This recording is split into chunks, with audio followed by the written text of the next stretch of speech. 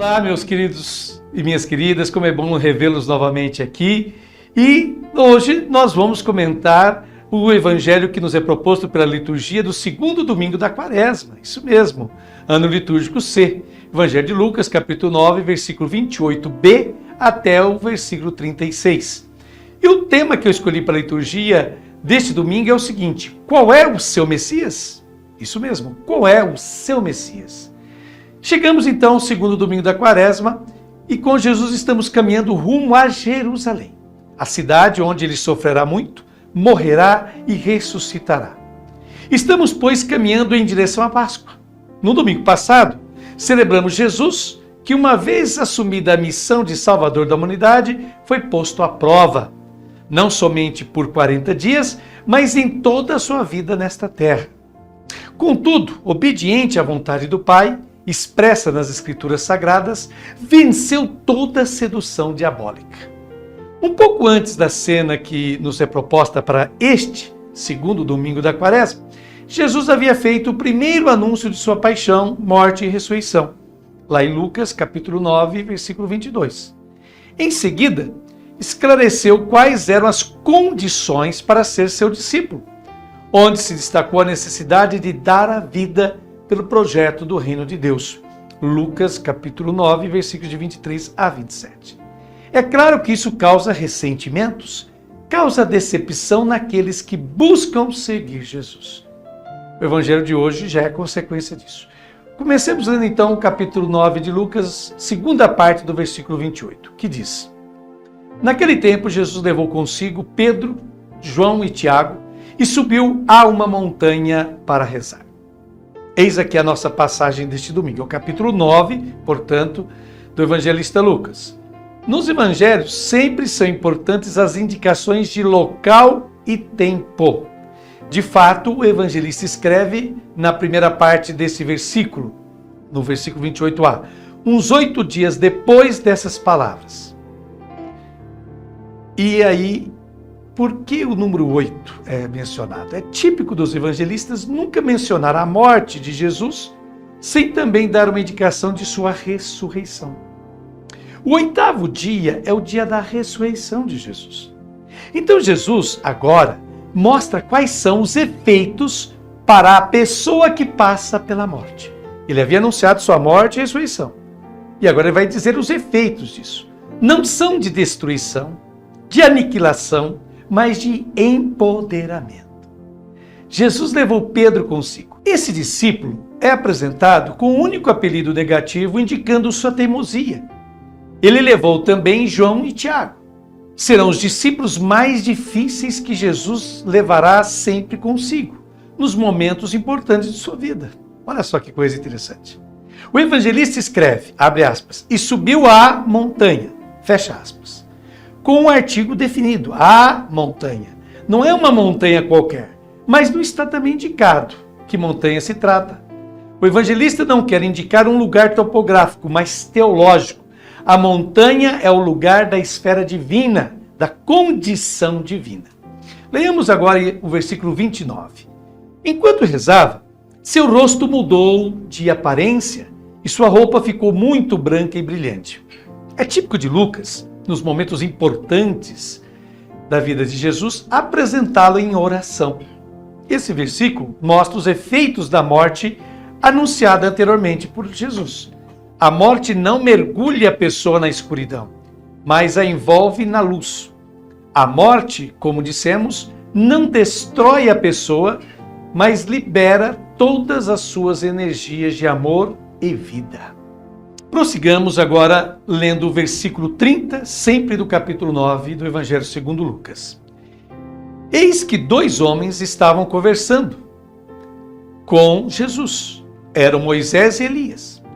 Quando o evangelista usa a expressão "e eis que", ele indica algo inesperado, uma surpresa. Por que Moisés e Elias aparecem? Aliás, esses foram os personagens que no Antigo Testamento falaram com Deus, mas, sobretudo, Moisés foi o grande legislador e Elias foi o profeta que, com zelo e também com violência, fez cumprir a lei de Moisés. Versículo 31. Eles apareceram revestidos de glória e conversavam sobre a morte que Jesus iria sofrer em Jerusalém. O nosso lecionário traz a palavra morte, mas em grego encontramos a palavra êxodo. Esta é uma característica típica do evangelista Lucas, usar esse termo êxodo para indicar a libertação que Jesus veio trazer. Em Jerusalém, a cidade santa, Jesus será assassinado pelos mais altos representantes de Deus, pela instituição religiosa. E ali ele fará o seu êxodo, a sua libertação. Prossigamos, primeira parte do versículo 32. Pedro e os companheiros estavam com muito sono. E aqui o evangelista menciona algo incompreensível para nós.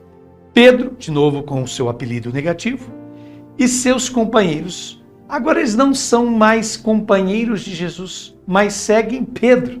Pedro e seus companheiros. É assim que o evangelista Lucas nos diz. Diante de tal revelação, o evangelista nos apresenta esses discípulos oprimidos pelo sono. Por quê? O sono significa incompreensão em relação ao que está acontecendo. Prossigamos. Versículos de 32b a 33. Ao despertarem, viram a glória de Jesus e os dois homens que estavam com ele. E quando estes homens se iam afastando, Pedro disse a Jesus: Mestre, é bom estarmos aqui. Vamos fazer 3 tendas, uma para ti, outra para Moisés e outra para Elias. Pedro, de fato, não sabia o que estava dizendo. O apelido pejorativo Pedro reaparece. É a 3ª vez. E o número 3, segundo a linguagem dos evangelistas, sempre indica o que é definitivo. Então Pedro insiste em sua teimosia. Quando Pedro dirige a palavra a Jesus, ele não o chama de mestre, como se vê aqui na tradução do lecionário. Mas o termo usado por Lucas é chefe, epistata, em grego, chefe, alguém a quem se submeter. É esta a ideia que Pedro tem de Jesus, como sendo um chefe. Por que essas tendas? Das 3 festas mais importantes que pontuavam a vida religiosa de Israel, a festa da Páscoa, a festa de Pentecostes e a festa das tendas, esta última era a mais importante. Tão importante que não precisou ser nomeada, bastava dizer a festa. E ficou claro que era a festa das tendas. Era a festa que comemorava a libertação da escravidão egípcia e, portanto, uma semana.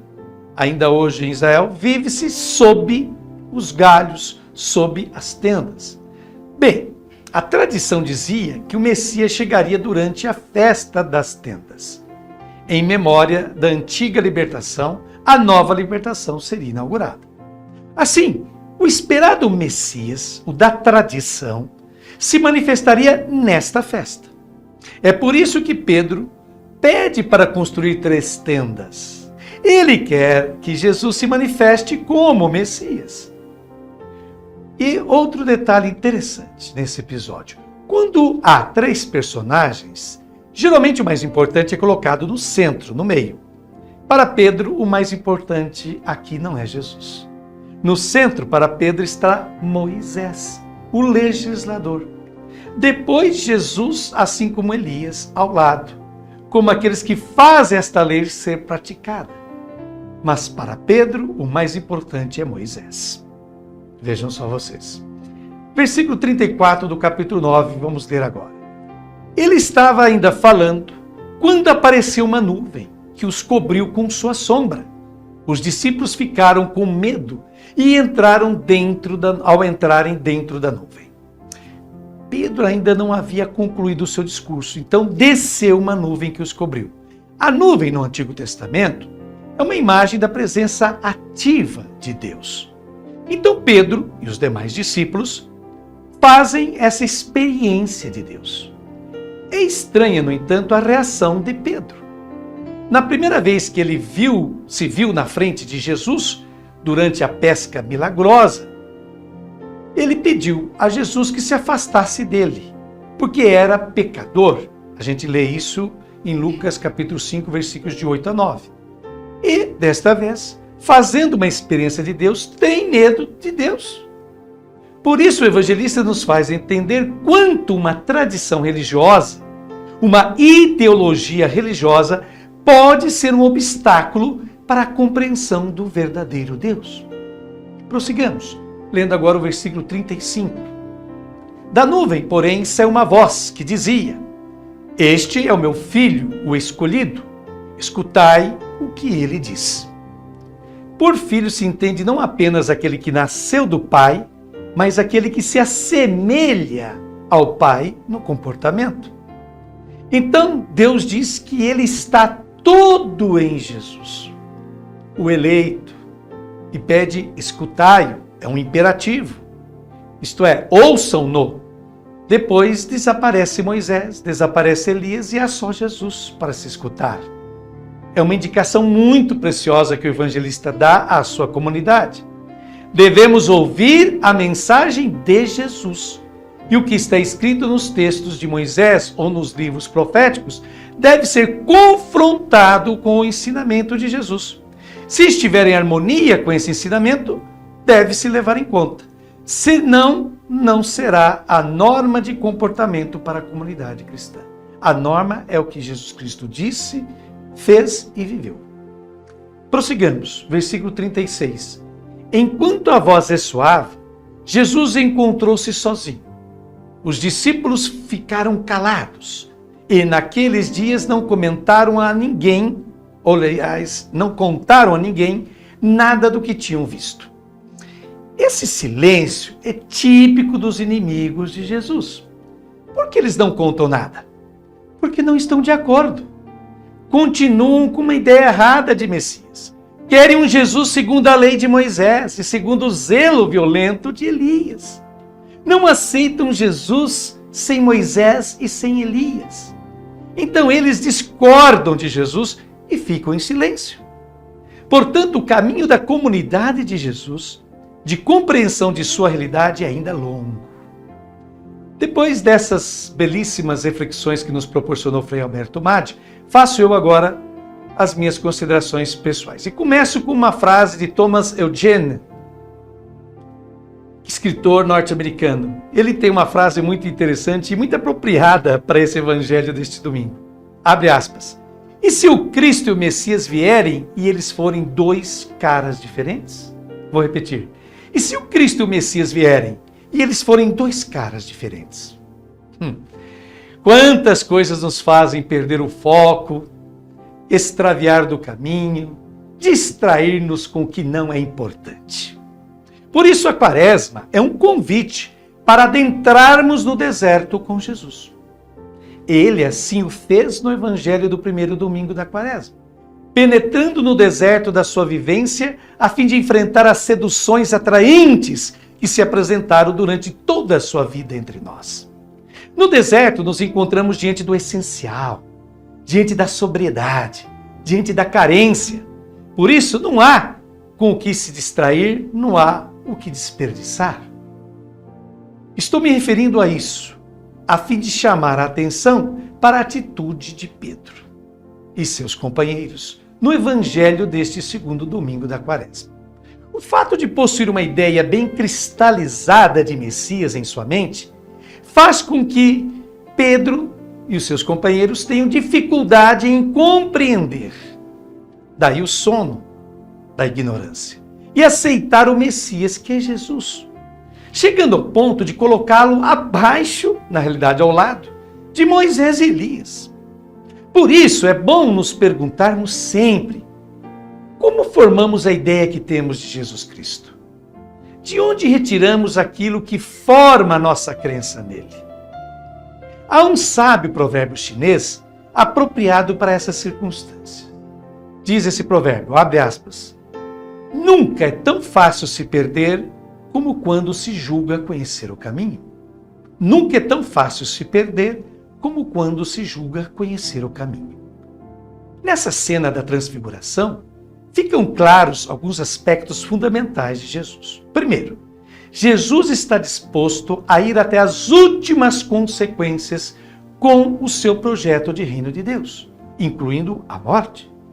Segundo aspecto, está prometida a sua glorificação mediante a ressurreição. Terceiro aspecto. Deus está presente em todos esses acontecimentos da vida de Jesus. É essa nuvem que envolve a todos. Quarto aspecto. Jesus é a expressão e a palavra mais evidentes de Deus para a humanidade. Em Jesus, Deus se dá por inteiro. Ele se identifica completamente em seu Filho.